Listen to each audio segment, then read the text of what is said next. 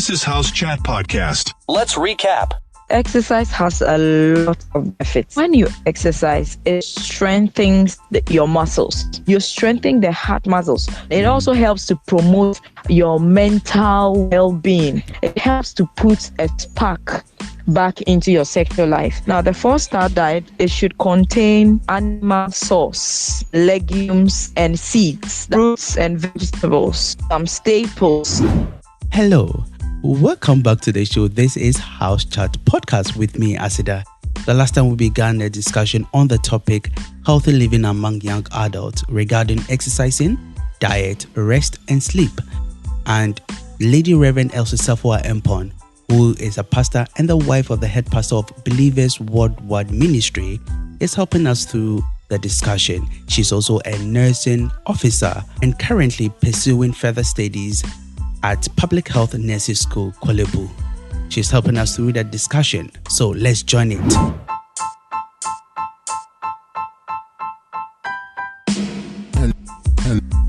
Hello, welcome to House Chat Podcast. House Chat Podcast.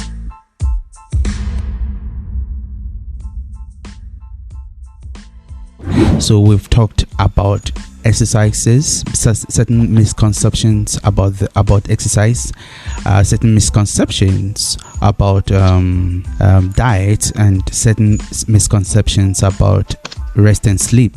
We've also looked at the benefit of some of exercises and the diet we take, the benefits we have. We want to go on and this time look at rest and sleep, certain benefit. So the question would be, how does adequate rest contribute to healthy lifestyle? What are some of the tips for ensuring that young people or young adults get enough sleep? Okay. So, first of all, how does adequate rest contribute to healthy living? Rest, sure. Yeah, rest is also extremely very important for us as young adults. Because it helps to the body cells to rejuvenate. You see, as we go through the day, body and the cells, our cells, sometimes they get worn out. They get problems as we go away. As roughly, that's what I was. But as you rest, okay, the body has a way of rejuvenating itself. So the cells come back to their original state. They repair themselves, as I would say. So that's very important. And also, we should be able to. It also helps to increase our body function. Okay, because as you are resting, you're getting fresh energy, and then the body can function better. Okay. Productive. You are even more productive than when you are not resting. So when you are resting, it's very, very helpful. It also helps fight infections as well, because as we sleep, the body releases certain enzymes in the body that helps to fight infection. Okay. So these are very, very good things or good benefits of, and helps to reduce stress and irritability. Well, okay. So how do we ensure that we get enough sleep? Now you have to establish a regular bedtime. Okay. For yourself, a regular bedtime and wake up time for all the days of the week. The body is such a way. The way you program it is able to flow in that plan or that schedule. I see. Continuously. So you yourself as an individual, you should establish regular bedtime for yourself. So say you want to decide that, maybe at least by 10 o'clock I should be in bed. Okay. So every time around a little 10, you should have finished everything, and then you are now to bed. So you should establish a regular bedtime for yourself. And then you should get exercise during the day. 30 minutes, 45 minutes, 1 hour, 45 minutes. 1 hour. So every time around a little 10, you should have finished everything, and then you are now to bed. So you should establish a regular bedtime for yourself. And then you should get exercise during the day. 30 when you do that, as you get enough exercise, it's able to you are a bit exerted, like you've exhausted yourself a little bit. So as you go to bed, you are able to rest well. Okay. But what we should avoid is that we shouldn't exercise 2 hours before bedtime. It's not really the best. You should be able to at before 2 hours to bed, you should have finished with your exercising so that you're able to rest well. And then you should avoid dealing with office work and family issues before bedtime. So most of us at this age, this we are working people, or you are schooling, and that is when we are bringing our research work and everything. Some our books are on our beds, our laptops, we are now trying to finish some projects or something. That doesn't encourage us to have enough rest. So you shouldn't deal with this work or family problem just before bedtime. You should be done with it even before you go to bed, so that you can have enough rest. Okay. You understand? Sure. Then you can also establish a regular routine, okay, before sleep, such as reading or listening to some soft music. Okay. Or taking a warm bath. Or doing something quiet that you enjoy. What does that do if you do that? Yes, when you do that, as you keep doing that, the mind now associates sleeping with that activity. Okay. So, for instance, I like to read. I read the Bible, okay, before bed.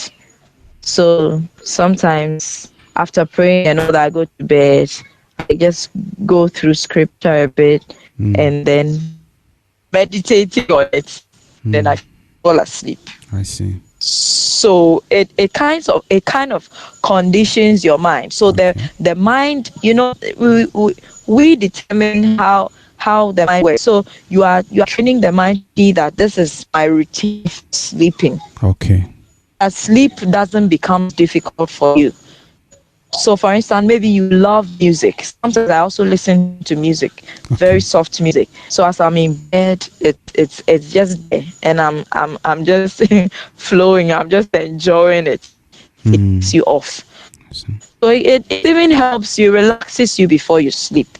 So as you do this, you can get sleep. Then you should ensure proper light, and the ventilation, temperature of the room, So for some people to sleep the lights completely off.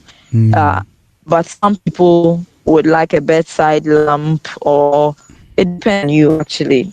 I see.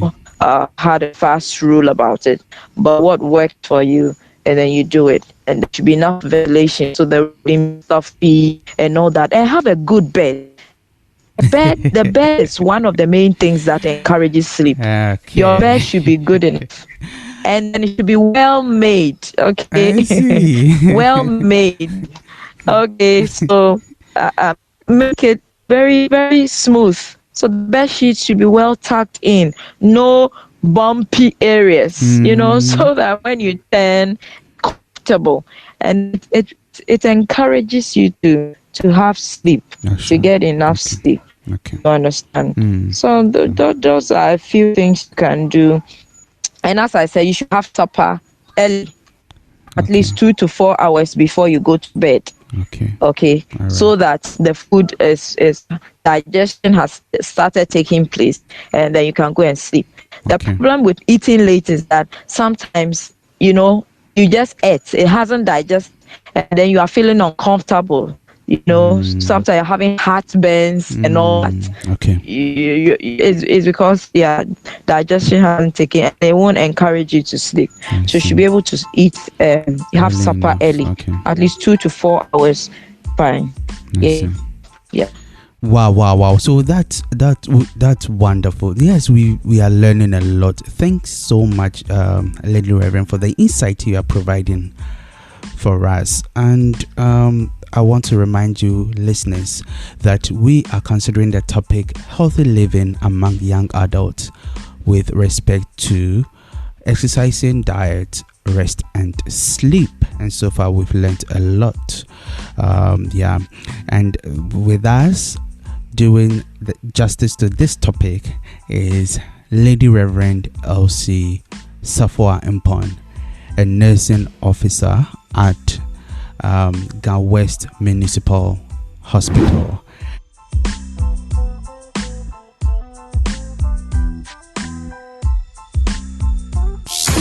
Welcome to House Chat Podcast with Asida.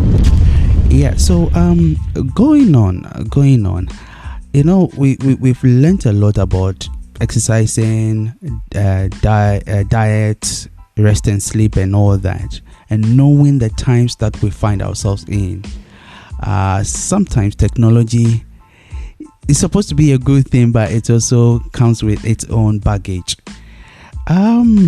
How do we navigate the positive side and the negative side, and what are even some of these good side of technology in terms of what we are talking about, relating to our topic, and what are some of the negative side in terms of technology relating to what we are talking about: exercise, diet, rest and sleep. Okay.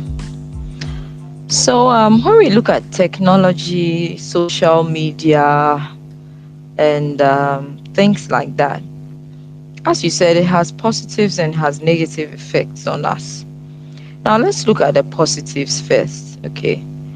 Now, if all these things we are talking about, exercising, for instance, if you are someone who would want company whilst you are exercising, okay. For instance, some people are motivated by company, group motivation, but you can't, you maybe you're because of time and other things, you can't go to the gym. You can get good videos online where people are exercising, and you can follow them to exercise. You can do the same thing in your room. You are alone, but you've got company. So that's a very positive thing that we can get. Even this interview we are having, or this discussion we are having, I must say, it's one of the positives of technology. Your podcast is going to be there forever, so anyone could come visit the site and just listen to it and get some information about their health, their diets, the rest and sleep and all that. So technology really has very good very positive things about it. There are apps, there are apps now that you can even download, and they can help you with exercising. I used to have one of those apps myself, so it reminds me when I set the time. This is when I want to exercise. When the time is up, it reminds me, gives me a beep, or something to alert me that your time is up for exercise, and it helps you, guides you. So there are a lot of things that are positive about technology and social media. There are even groups that you can join on social media. You can have groups that we are concerned about healthy dieting or exercise. We want to form a group in our area on social media, so we connect and then we can take it up from there. So technology really has good sides, but as you said, for everything positive, there may also be a negative aspect as well. So when we look at the negatives, in the first place, it can be very time consuming. Very time consuming, very. And that's one of the problems most young adults we are having now, because we are virtually always on our phones. So from morning to night, when we go to bed, we're on our phone. So when you wake up in the middle of the night, you want to check if someone has sent you a message on WhatsApp, or you want to check what's happening on Instagram. The picture I posted on Facebook, has someone come to like it, and those kind of things. And if you're not careful, it's going to stand in the way of your healthy living. So for instance, you want to rest at least 7 to 8 hours, but this thing keeps you so busy that you are not getting the time that you need to rest. So if you're not careful, it's going to really be difficult for you. So social media, if you're not disciplined enough, can Discipline. take a lot of your time. Yes, discipline, I must say. It's not that it's bad, it's very good, but you must be disciplined enough to know how to handle it. And also, for that as well, you may, if you feel that it's taking most of your time, you may have to decide what to do. Maybe I want to go off a certain part of social media for some time, All right. not everything. Okay, so someone may say, I want to go off this. I don't want to mention anything, but you look at your life Sure. and then decide, maybe not go off entirely, but maybe I'm going to do 2 hours of social media every day, or 1 hour or something. Just decide how you're going to do it, and then that will be fine. And also, the technology and social media and all that too, it can also be negative, because you can see a lot of advertisements of these things which are not really healthy for your body. One of those things are alcohol, Okay. and cigarettes and all that. All those things are not too healthy for our bodies, I see. but they advertise them, and it looks so pleasant, it looks so beautiful. It's like, oh, what's the big deal, you understand? But someone wouldn't have gone to take it, but because of what I'm watching on social media, so let me do it. This person, a certain person who is known to be a celebrity, is probably doing it, or is probably behind it. So let me also, and then it can have very dire consequences for us. So I think those are some of the negatives that we have there. But if you can be disciplined enough and handle it well, it should be positive for you. Wow. that's amazing. I really, really, really, really appreciate. We are almost at the end of the show, and listeners, I'm so happy that you've joined us up to this time. I really, really appreciate your time, and in fact, I believe joining us, you've learned something, and you're going to practice it. Do well to share this video with a friend. It will help. Okay, please, if you also have not subscribed to my YouTube channel, that's House Chat Podcast, please do well to subscribe. This helps the algorithm to know that this is a good thing for others to know, so it will suggest to others too. So your liking and your subscription helps to let others know and learn from this. So please do well to subscribe and share with other friends too on all your social. It could be on WhatsApp, on Facebook, on Instagram. Share the link with people that will come and learn more.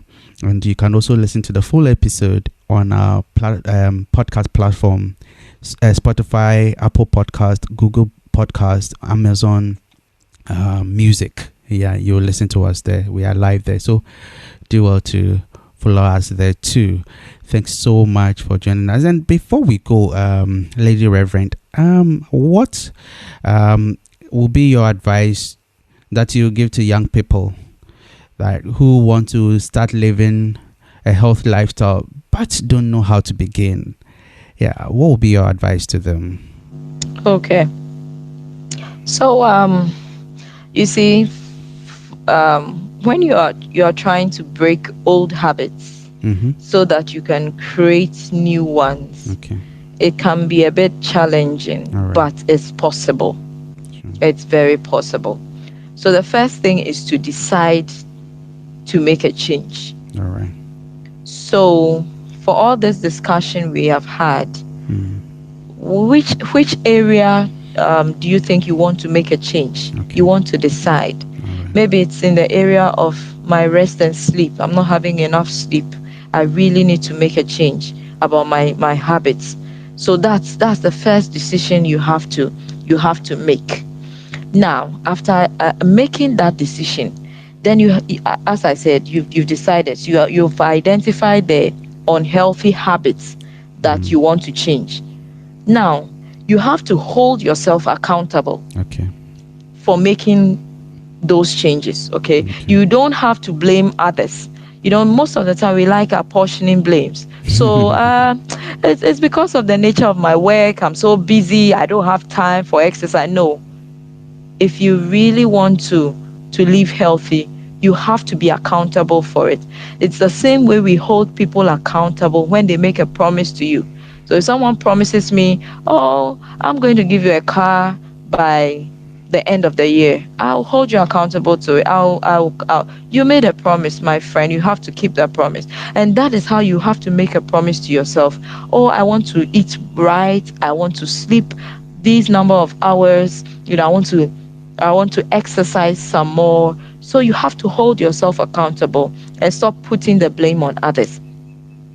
And then you have to believe that you can. Believe it in yourself that you can. Okay?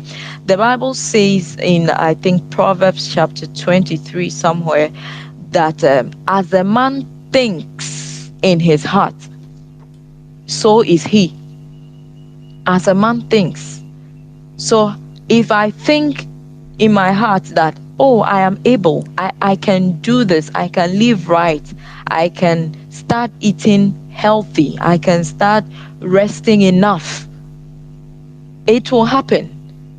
So as you've decided to make a change, you've identified the unhealthy habits, you are holding yourself accountable.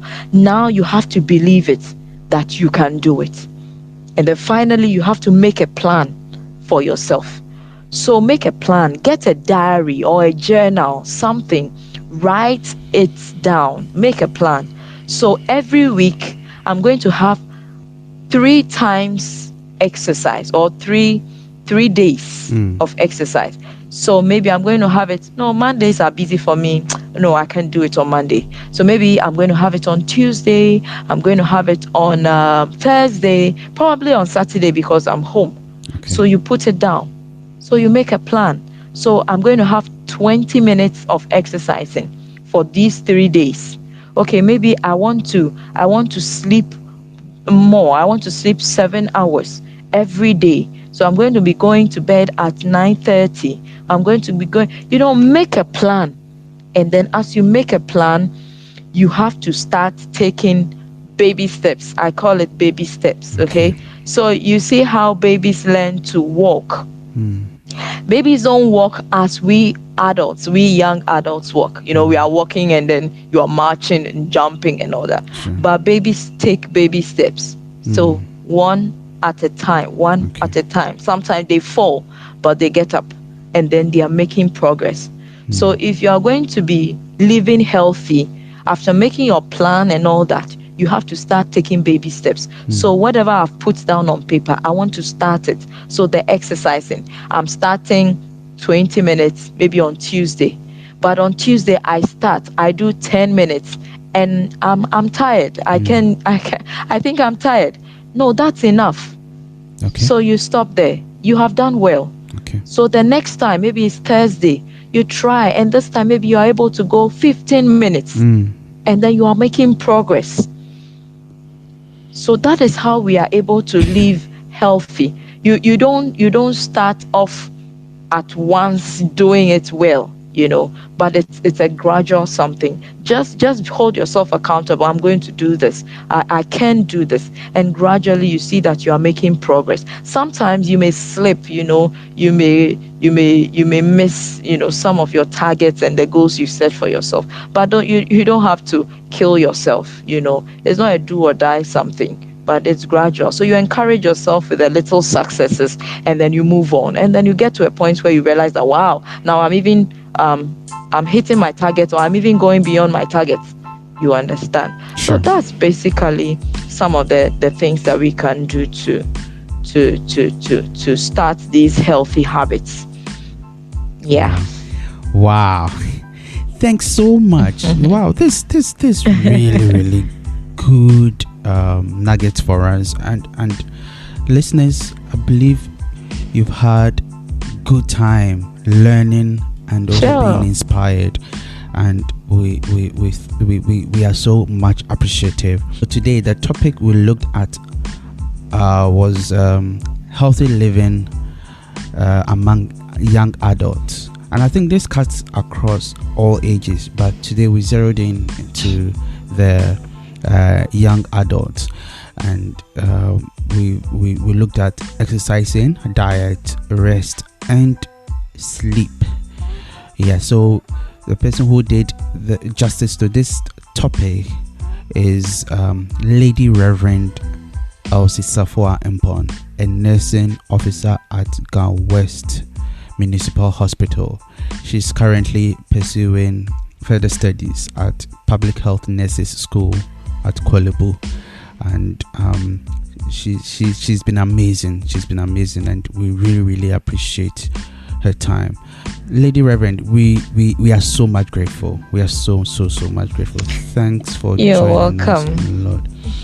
Yeah. So listeners, that's our show today. Thanks so much for joining us, and please remember to subscribe, tell others, bring others on board, because this is a platform for us all to educate us, to have fun and to do all sort of things. So please do well to recommend this station, this podcast to others, okay, and ask them to subscribe, and again turn on the notification bell so that anytime I post new episode, you will be the first to know, okay. And visit our other platforms, okay, the podcast platforms, that's Spotify, Google Podcasts, Apple Podcast, and the rest of them, and you will get full episode there, okay. If you have any comment, please leave it in the comment section and we will attend to you.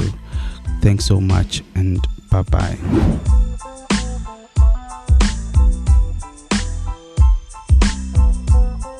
This has been House Chat Podcast. Thanks for your time.